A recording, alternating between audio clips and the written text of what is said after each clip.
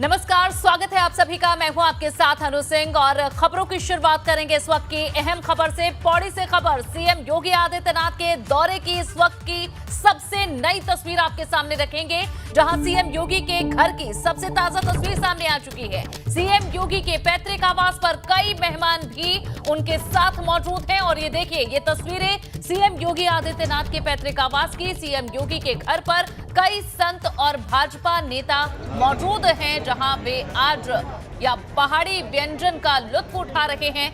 मुख्यमंत्री योगी आदित्यनाथ का ये आवास है पंचूर गांव पौड़ी में, जहां आज सीएम दौरे पर पहुंचे हुए हैं। आज घर पर ही विश्राम उन्हें करना है और आज कई साधु संतों और बीजेपी के बड़े नेताओं की मौजूदगी आप देख सकते हैं, जहां मुख्यमंत्री योगी आदित्यनाथ की एक घर की तस्वीर है। 5 साल बाद सीएम अपने घर आए हैं। पौड़ी में पंचूर गांव में उनका आवास है, जहां उनकी माता और भाई बहन पूरा परिवार रहता है। 2 तस्वीरें, सीएम योगी आदित्यनाथ जब पहुंचे, कई भाजपा के नेता और साधु संत उनके साथ आप देख सकते हैं और साथ ही मां से भी मुलाकात की है। मां सावित्री के पांव छूकर उनका हालचाल जाना है। और आपको बताते हैं कि पिछले साल ही सीएम योगी के पिता का भी स्वर्गवास हुआ था। उस समय वे घर नहीं आ पाए थे और लाजमी है कि अब परिवार के साथ वो दुख भी बांटा होगा, लेकिन खुशी परिवार के चेहरे पर आप देख सकते हैं। मां सावित्री के चेहरे पर आपको खुशी देख सकते हैं। 5 साल बाद एक बार फिर से अपने बेटे से मुलाकात हुई है और वो भी इस बड़ी जीत के बाद, जहां विधानसभा चुनावों में सीएम योगी के नेतृत्व में चुनाव हुए, बड़ी जीत हासिल की है। भाजपा ने एक बार फिर से सरकार बनी है उत्तर प्रदेश में और आज जहां मुलाकात परिवार के लोगों से हुई, तो स्वाभाविक है कि ऐसा स्वागत, ऐसा सम्मान, ऐसा प्रेम स्नेह मिलना था, जहां सीएम योगी के लिए खास व्यंजन तैयार किए गए थे और परिवार के लोग खुद उन्हें सर्व करते हुए, उन्हें परोसते हुए भी नजर आए। और आप देख सकते हैं कि कैसे मेहमान नवाजी में सीएम खुद भी व्यस्त हैं, क्योंकि साथ में मौजूद हैं कई बड़े नेता। और जब मौका है अपने आवास पर मेहमान नवाजी का, तो सीएम ने परिवार के लोगों से मुलाकात की, जो व्यंजन परोसे गए उनका लुत्फ उठाया। परिवार के लोगों से जब एबीपी गंगा ने बात की थी, तो उन्होंने बताया कि सीएम योगी को बहुत पसंद है पहाड़ के खास व्यंजन, पकौड़े और चटनी। इस वजह से विशेष इंतजाम इनका किया गया है, खास तौर पर पकवान बनवाए गए हैं। और जब देखिए पूरी तस्वीर आप देख सकते हैं, कौन कौन सीएम के साथ मौजूद था। उत्तराखंड के पूर्व मुख्यमंत्री भी मौजूद थे और इस पूरे दौरे में सीएम धामी भी मुख्यमंत्री योगी के साथ मौजूद रहे। साथ ही संत समाज के कई लोग भी वहां सोफे पर विराजमान नजर आ रहे हैं सीएम योगी के स्वागत के लिए, जहां कई दिनों से परिवार के लोग तैयारी कर रहे थे। न सिर्फ यहाँ तैयारी मेहमान नवाजी की थी, बल्कि स्वागत मुख्यमंत्री योगी आदित्यनाथ का था, जो 5 साल बाद अपने परिवार से मुलाकात कर रहे थे। मां के पांव छूकर उन्होंने आशीर्वाद लिया, जाना उनका हालचाल। और आप देख सकते हैं सीएम ने किस तरह से अपने परिवार के लोगों से स्नेह और प्रेम दर्शाया है। मुख्यमंत्री योगी आदित्यनाथ 3 दिवसीय उत्तराखंड के दौरे पर हैं। दोबारा सीएम पद की शपथ लेने के बाद सीएम योगी पहली मर्तबा पैतृक जिले पौड़ी पहुंचे हैं। यहां यमकेश्वर ब्लॉक के बिलियानी गांव में उन्होंने अपने गुरु महंत अवैधनाथ की प्रतिमा का अनावरण किया और इसके बाद अपने गांव जाकर मां का भी आशीर्वाद लिया। दरअसल सीएम योगी ने कई इंटरव्यूज में चुनाव के वक्त कहा था कि वो जीतने के बाद मां का आशीर्वाद जरूर लेंगे और यही वादा निभाते हुए वे आज अपने घर पहुंचे। यहां वे दशकों बाद रात्रि विश्राम कर रहे हैं। तो ये 3 तस्वीरें आपके सामने। मां से मुलाकात की, मां के चेहरे पर मुस्कान थी, स्नेह था। मुख्यमंत्री योगी आदित्यनाथ के साथ परिवार के बाकी सदस्यों ने फोटो भी खिंचवाई और घर का बना खाना सीएम योगी ने खाया। जिस तरह परिवार के लोगों ने बताया था कि पकौड़े और चटनी विशेष तौर पर सीएम की पसंदीदा व्यंजनों में से एक है। ऐसे में जब वे 5 साल बाद घर आए हैं, तो परिवार ने खास व्यंजन उनके लिए तैयार किए।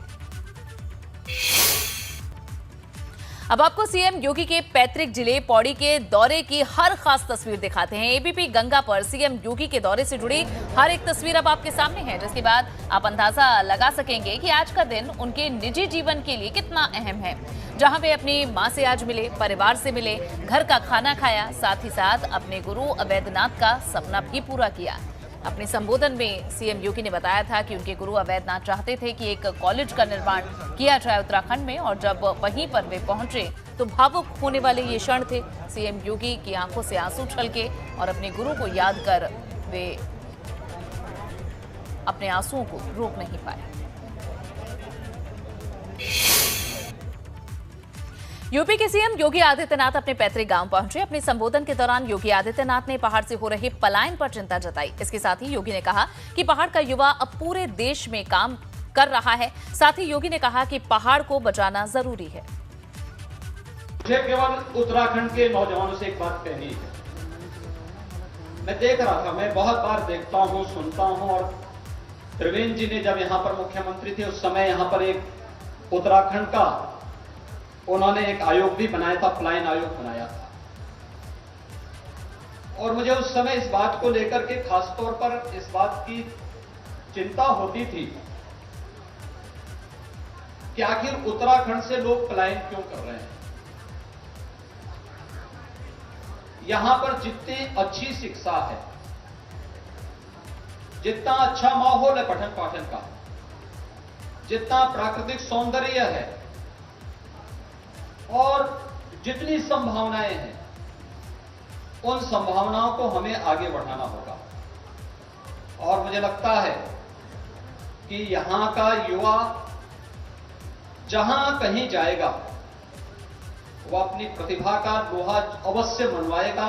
बार बार प्रधानमंत्री मोदी जी भी जब उत्तराखंड आते हैं, एक बात के लिए आप सबको बार बार कहते हैं कि हमें अपने आप को समझना होगा। उत्तराखंड का पानी भी और उत्तराखंड का जवानी भी पूरे देश के काम आता है। और खासतौर पर मैं जब यहां उत्तराखंड से गया था तब ये उत्तर प्रदेश का ही हिस्सा था। आज यहां पे सभी गधेरे सूख चुके हैं।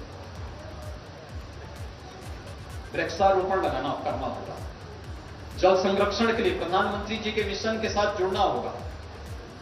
उत्तराखंड को बचाना है तो प्राकृतिक सौंदर्य आपके पास है, देव मंदिर है, स्पिरिचुअल टूरिज्म के साथ साथ इको टूरिज्म का बहुत बड़ा केंद्र बन सकता है। लाखों नौजवानों को यहां इसके माध्यम से नौकरी और रोजगार उपलब्ध हो सकता है और उस अभियान के साथ हमें जुड़ना होगा। उधर सीएम पुष्कर सिंह धामी ने योगी आदित्यनाथ की तारीफ की। सीएम धामी ने कहा कि योगी आदित्यनाथ के नेतृत्व में पूरी तरह से यूपी तरक्की कर रहा है। मंदिर परिसर ऐसा नहीं बन रहा है कि केवल भारत के लोग देखें। जब मैं वहां देखने गया तो इतनी सारी बड़ी बड़ी देश की कंपनियां उसके अंदर काम कर रही हैं, मल्टीनेशनल कंपनियां काम कर रही हैं कि 100-100 फीट तक नीचे तक ड्रिलिंग करके उन मशीनों से वहां पर काम हो रहा है। भाइयों बहनों, वो केवल भारत का एक स्थान नहीं बनने जा रहा है, वो भारत नहीं बल्कि दुनिया का आध्यात्मिक और संस्कृति और धर्म का सबसे बड़ा केंद्र राजधानी बनने जा रहा है। मैं आदरणीय योगी आदित्यनाथ जी को, महाराज जी को बहुत बधाई देना चाहता हूँ कि उनके नेतृत्व में लगातार ऐसे काम हो रहे हैं। मैं हमेशा एक बात कहता था कि उत्तर प्रदेश के अंदर इस बार इतिहास बनेगा और उत्तराखंड के अंदर भी इतिहास बनेगा। भाइयों बहनों, योगी जी के नेतृत्व में, आदरणीय मोदी जी के नेतृत्व में उत्तर प्रदेश के अंदर इतिहास बना और आप सबके आशीर्वाद से इस क्षेत्र में भी और पूरे उत्तराखंड के अंदर यहाँ भी पहली बार ये निपटता 2/3 बहुमत की सरकार यहाँ पर बनी। और जो पहले उत्तराखंड बनने के बाद से लगातार ये होता था कि एक बार कांग्रेस पार्टी की सरकार, एक बार भारतीय जनता पार्टी की सरकार, 4 आम चुनाव में ये हुआ। और इस बार, पिछली बार भी भाजपा की सरकार थी, इस बार भी आप सब लोगों ने, उत्तराखंड की देवभूमि जनता ने यहाँ पर प्रचंड बहुमत की सरकार बनाकर एक विकसित होने का काम किया है। महायोगी गुरु गोरखनाथ राजकीय महाविद्यालय, जिसके संचालन में महाराज जी का बहुत बड़ा योगदान है और लगातार वहाँ से वो लगातार उसकी मॉनिटरिंग करते रहते हैं। यहाँ पर क्योंकि अभी यहाँ से ऋषिकेश तक और यहाँ से कोटद्वार तक, इसके बीच में कोई दूसरा महाविद्यालय नहीं है। इसलिए भाई बहनों, यहाँ पर 8 क्लास BA की कक्षाएँ यहाँ पर चल रही है। मैं आज यहाँ से घोषणा करता हूँ कि यहाँ पर साइंस की कक्षाएँ भी चलाई जाएंगी। उत्तराखंड के मुख्यमंत्री पुष्कर सिंह धामी को आपने सुना। उन्होंने बताया कि किस तरीके से उत्तर प्रदेश में एक बार फिर से भाजपा की सरकार आने पर जो सहयोग मिल रहा है और उत्तर प्रदेश की तरक्की से किस तरह से उत्तराखंड को भी फायदा हो रहा है, क्योंकि उत्तराखंड और उत्तर प्रदेश के व्यवसाय से लेकर तमाम अभी भी ऐसी कई चीजें हैं जो जुड़ी हुई हैं। वहीं 4 मई को योगी आदित्यनाथ अपने छोटे भाई महेंद्र सिंह बिष्ट के पुत्र के मुंडन संस्कार में भी शामिल होंगे। सुबह 7 बजे से पूजा पाठ शुरू हो जाएगी और दोपहर 2 बजे तक ये पूजा पाठ चलेगी। पूजा पाठ खत्म होने के बाद दोपहर में एक सामूहिक भोज रखा गया है, जिसमें योगी जी के सभी रिश्तेदार और गांव वाले शामिल होंगे। इस भोज कार्यक्रम में मुख्यमंत्री योगी आदित्यनाथ भी शामिल होंगे। सामूहिक भोज के बाद गांव रिश्तेदारों, उत्तराखंड के महत्वपूर्ण नेताओं के साथ मिलने जुलने का कार्यक्रम देर शाम तक चलेगा। मुख्यमंत्री कल भी रात्रि विश्राम अपने पैतृक घर में पंचूर में ही करेंगे। 5 मई को सीएम योगी पंचूर से वाया रोड यमकेश्वर जाएंगे और वहां से हेलीकॉप्टर के द्वारा वे हरिद्वार जाएंगे। तो ये कार्यक्रम है सीएम योगी आदित्यनाथ का।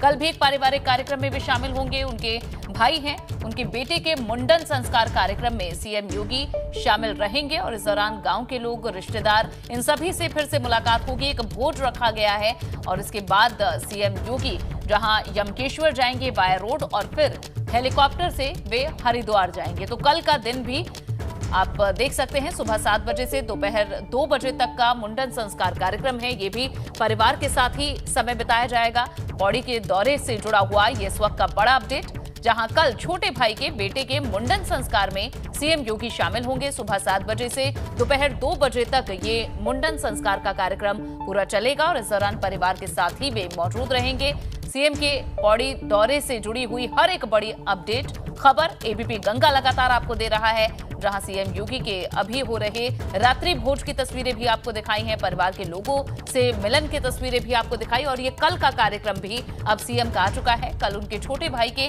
बेटे के मुंडन संस्कार कार्यक्रम में सीएम योगी शामिल होंगे। तो 5 सालों के बाद सीएम योगी अपने परिवार के लोगों से मिल रहे हैं और विशेष तौर पर सीएम की मौजूदगी के दौरान ही ये कार्यक्रम परिवार ने रखा है ताकि सीएम भी इसमें शामिल हो सकें। उत्तराखंड दौरे से लौटने के बाद सीएम योगी यूपी में भी कई जिलों के दौरे पर रहने वाले हैं। 6 मई को सीएम योगी अयोध्या के दौरे पर रहेंगे, जहां वे अयोध्या में चल रही विकास योजनाओं की समीक्षा करेंगे। इसके साथ ही रामलला और हनुमानगढ़ी के दर्शन पूजन करेंगे। इसके अलावा 7 मई को सीएम योगी का झांसी दौरा है। यहां वे रात्रि विश्राम करने के बाद 8 मई को ललितपुर में मुरारी बापू के सत्संग में शामिल होंगे। तो लगातार कार्यक्रम सीएम के जारी रहेंगे। उत्तराखंड का ये 3 दिन का दौरा है। उसके बाद जब वे उत्तर प्रदेश आएंगे तो अयोध्या के दौरे पर वे 6 मई को जाएंगे। यहां रामलला, हनुमानगढ़ी में पूजा अर्चना की जाएगी और फिर 7 मई को झांसी का दौरा होगा, वहीं रात्रि विश्राम। और अब खबर गाजियाबाद से, जहां मोतीनगर इलाके में हंगामे की तस्वीरें सामने आई। यहां शिवपुरी कॉलोनी में 2 पक्षों में झगड़े के बाद जमकर हंगामा हुआ और जाम लगने की शिकायत भी मिली। हंगामा इस कदर हुआ कि पुलिस को शांति व्यवस्था बनाए रखने के लिए बल का प्रयोग करना पड़ा। ये तस्वीरें आप देखिए गाजियाबाद के मोतीनगर की है, जहां पर 2 पक्षों के बीच हंगामा हो गया और इस बीच पुलिस ने किसी तरह इस हंगामे को शांत कराने का प्रयास किया। 2 पक्षों के बीच बवाल हुआ तो लंबा जाम भी लगा। शांति व्यवस्था के लिए पुलिस को यहां लाठीचार्ज भी करना पड़ा। उसकी ये तस्वीरें आपको दिखा रहे हैं। 2 तस्वीरें, पुलिस चौकी में भी हंगामा किया गया।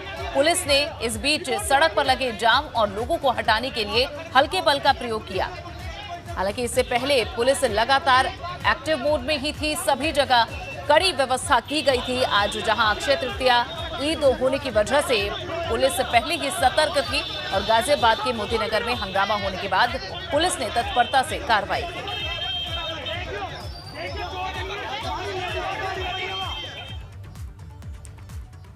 बढ़ेंगे अब खबरों में आगे। ईद के मौके पर आज प्रगतिशील समाजवादी पार्टी अध्यक्ष शिवपाल यादव ने एक तरफ ईद की बधाई दी तो दूसरी तरफ साफ शब्दों में जता दिया कि वो अपने भतीजे अखिलेश यादव से बेहद नाराज हैं और अपनी इस नाराजगी को शिवपाल यादव ने अपने आज के ट्वीट में खुले तौर पर जाहिर भी कर दिया। शिवपाल यादव ने ईद के मौके पर अपने ट्वीट में लिखा कि अपने सम्मान के न्यूनतम बिंदु पर जाकर मैंने उसे संतुष्ट करने का प्रयास किया। इसके बावजूद भी अगर नाराज हो तो किस स्तर पर उसने हृदय को चोट दी होगी। हमने उसे चलना सिखाया और वो हमें रौंदते चला गया। एक बार पुनः पुनर्गठन, आत्मविश्वास व सबके सहयोग की अप्रीतम शक्ति से ईद की मुबारकबाद। शिवपाल यादव ने आज और खुलकर अपनी पीड़ा, अपनी बात रखी है। इस ट्वीट के जरिए शिवपाल यादव ने यहां अखिलेश यादव पर निशाना साधा, जब वे कहते हैं कि जिसे हमने चलना सिखाया वो हमें रौंदता चला गया। साफ संकेत है कि अखिलेश यादव के लिए है। उनके चाचा हैं शिवपाल यादव। अखिलेश यादव को उन्होंने अपनी गोद में खिलाया है, बचपन उनके सामने बीता है और जाहिर है ये संदेश उन्हीं के लिए। शिवपाल यादव के इस ट्वीट के बाद उनकी पार्टी के नेता दीपक मिश्रा ने भी शिवपाल की नाराजगी को जायज बताया है और कहा है कि सपा की नई पीढ़ी के सभी नेताओं को शिवपाल यादव ने ही स्थापित किया, जबकि शिवपाल के इस ट्वीट पर भाजपा ने भी अखिलेश यादव पर निशाना साधा। अब देखिए, शिवपाल सिंह जी ने न सिर्फ अपनी अपितु अपने साथ समाजवादी आंदोलन के सुर्ख परचम को उत्तर प्रदेश में फहराने वाले सभी नायकों कार्यकर्ताओं के दर्द को अभिव्यक्ति दी है। बार बार समाजवादी विचारधारा और तदनुसार समाजवादी पार्टी को मजबूत करने वाले नेताओं को अपमानित किया जा रहा है। शिवपाल सिंह जी ने इसी अवमान के दर्द और दंश को स्वर दिया है। यह बात सिर्फ शिवपाल सिंह जी की नहीं है, यह बात सभी समाजवादी कार्यकर्ताओं और नेताओं की है। मुझे लगता है कि आज के शुभ अवसर पर इस तरह का ट्वीट मानसिकता को दर्शा रहा है कि किस स्तर में शिवपाल और अखिलेश के संबंध पहुंच गए और पार्टी के अंदर क्या चल रहा है। ये तमाम चीज़ें समाज के सामने जनता जनार्दन है, लगातार उसने अपने निर्णय सुनाए हैं, अखिलेश को दरकिनार किया है, चाहे 14 हो, चाहे 17 हो, चाहे 19 हो, चाहे 22 हो, और आगामी 24 के चुनाव में भी मुझे लगता है समाजवादी पार्टी अपना खाता नहीं खोल पाएगी। वहीं ईद के मौके पर आज सपा विधायक आजम खां के बेटे अब्दुल्ला आजम ने भी ट्वीट कर तंज कसा। अपने पिता आजम खां के हवाले से किए गए एक ट्वीट में अब्दुल्ला आजम ने लोगों को ईद की बधाई देते हुए किसी का जिक्र तो नहीं किया, लेकिन शायराना अंदाज में अब्दुल्ला आजम ने जो ट्वीट किया उसमें साफ है कि अब्दुल्ला आजम अपने परिवार का साथ न निभाने के लिए किस पर निशाना साध रहे हैं। अब्दुल्ला आजम ने अपने ट्वीट में लिखा, तू छोड़ रहा है तो खता इसमें तेरी क्या, हर शख्स मेरा साथ निभा भी नहीं सकता।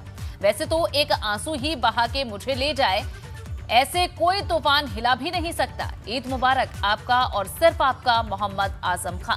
लेकिन ईद के मौके पर अब्दुल्ला आजम के इस ट्वीट ने एक बार फिर से साफ कर दिया है कि समाजवादी पार्टी में फिलहाल सब कुछ ठीक नहीं चल रहा है और जेल में बंद आजम खां को जिस तरीके से अखिलेश यादव ने दरकिनार किया है उससे कहीं ना कहीं आजम परिवार बेहद नाराज है। ईद के मौके पर यूपी की सियासत में आज दो ट्वीट को लेकर बहुत चर्चा है। एक ट्वीट तो शिवपाल यादव ने किया तो दूसरा ट्वीट आजम खां की।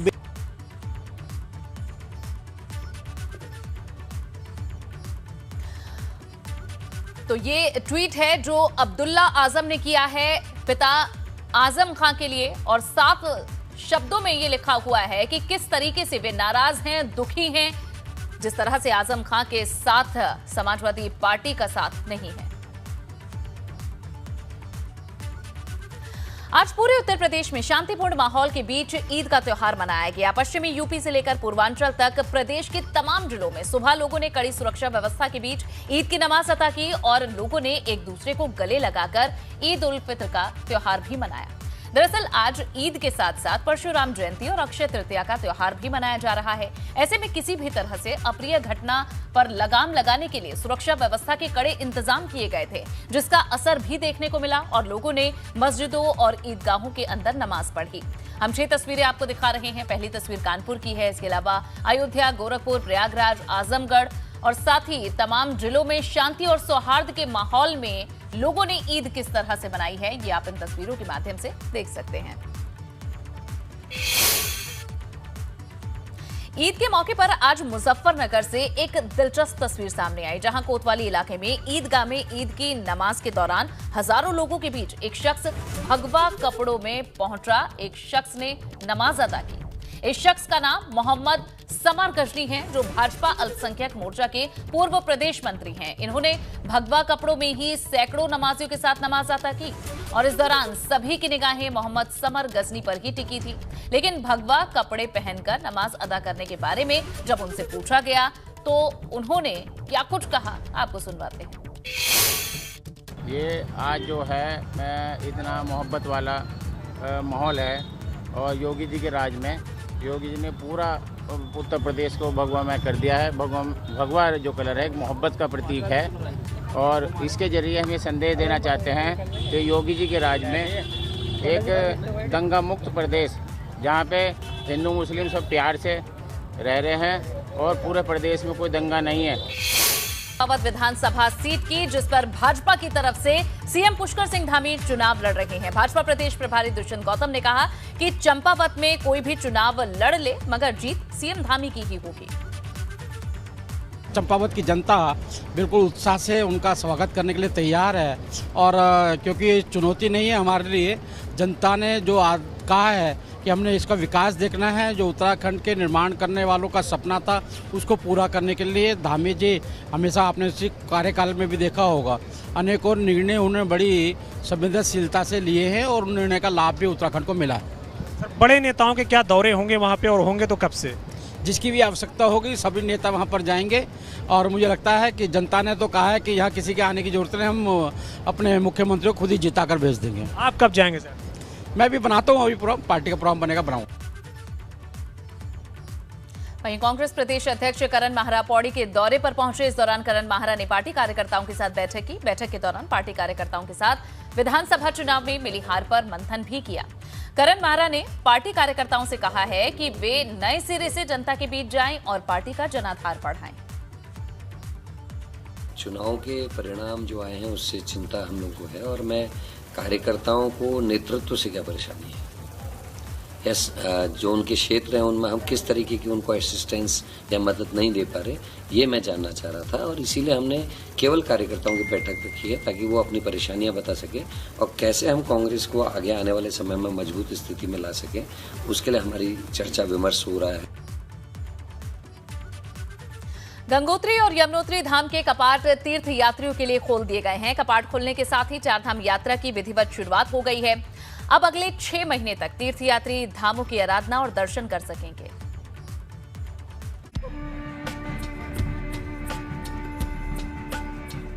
चारधाम यात्रा पर पहुंचे तीर्थ यात्रियों के लिए ये पल बेहद खास है।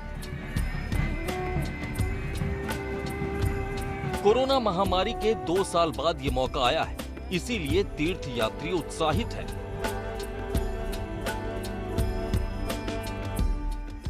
भारत की धार्मिक और सांस्कृतिक विरासत में गंगोत्री और यमुनोत्री धाम का विशेष महत्व रहा है। इन दोनों धार्मिक स्थलों की हिंदुओं के मन में जो आस्था है उसे शब्दों में बयां नहीं किया जा सकता।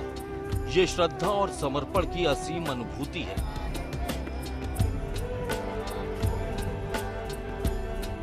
गंगोत्री और यमुनोत्री धाम के कपाट 6 महीने के लिए खुल गए हैं। सुबह 11:15 बजे गंगोत्री धाम के कपाट खुल गए, जबकि 12:15 बजे यमुनोत्री धाम के कपाट भी खोल दिए गए। भारतवर्ष के भी 4 धाम में ये जो तीर्थ है ये पृथ्वी लोक का वैकुंठ है। अक्षय तृतीया अमने नहीं, 6 महीने जो कभी भी क्षय नहीं होता जिसका, ऐसा ये जो तीर्थ स्थान है ये सतयुग का तीर्थ है। सतयुग से जो है भगवान नारायण का ये दिन है। भगवान नारायण के दिन से ये अक्षय मतलब कभी न क्षय होने वाला ये दिन। आज हम सब 4 धाम के निवासियों का परम सौभाग्य है कि 2 साल लॉकडाउन के चक्कर से बिल्कुल सुनसान था। गंगोत्री धाम गंगा का उद्गम स्थल है। ये 4 धाम यात्रा का दूसरा सबसे पवित्र पड़ाव है, जो कि यमुनोत्री धाम के बाद आता है। पौराणिक ग्रंथों में मां गंगा को ज्ञान का प्रतीक माना गया है, जबकि यमुना को भक्ति का।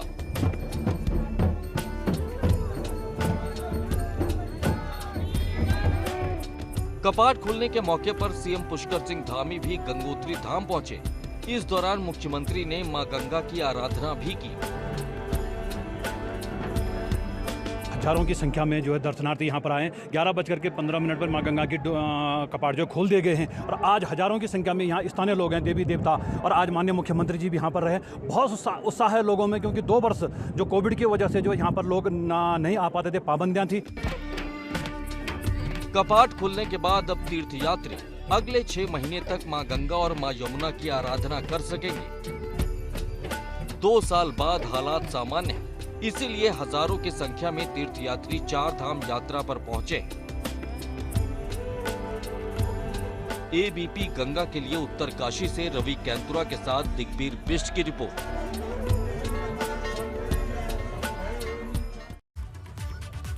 वहीं गंगोत्री धाम के कपाट खुलने के मौके पर सीएम पुष्कर सिंह धामी भी मौजूद रहे। इस मौके पर सीएम धामी ने मां गंगा का आशीर्वाद लिया। साथ ही सीएम धामी ने कपाट खुलने के मौके पर पहुंचने वाले तीर्थ यात्रियों का अभिवादन भी किया। ये 2 तस्वीरें आपके सामने।